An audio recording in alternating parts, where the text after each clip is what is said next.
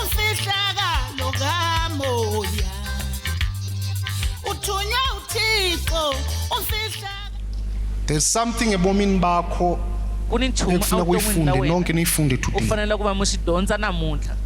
I've learned something ngomzali.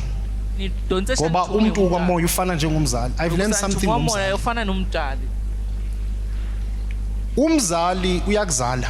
Umntala wakudala.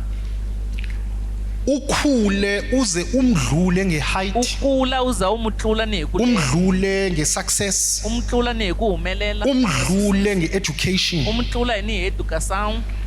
Umdlule umzali wakho ube powerful wena in your lifetime. Uba munhu wa Undlula umzali wakho. Kuthula umntali wa wena.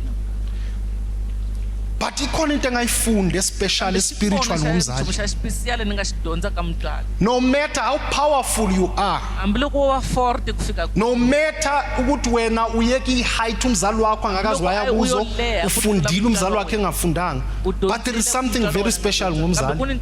You never umjwayele umzali wakho. Awungemtoloveli. Ungumzali wakho but you never umjwayele. Umzali wa wena kanti awungemtoloveli.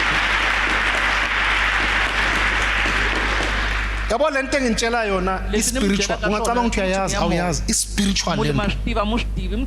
Lento engitshela yona is very spiritual.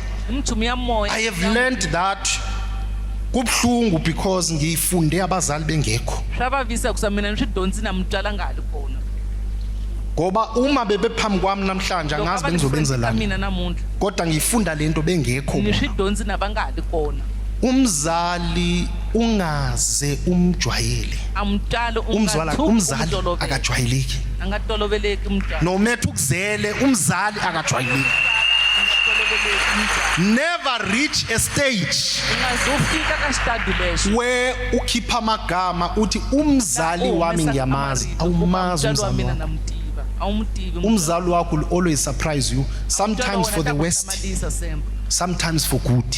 Never umjwayele umzali. Ungamtoloveli umntwana. Umzali will remain a mystery emntwaneni wakhe. Umntwana tale continuera abantu. Umzali uhlala imfihlo kuwe mntwana. Ogamoya.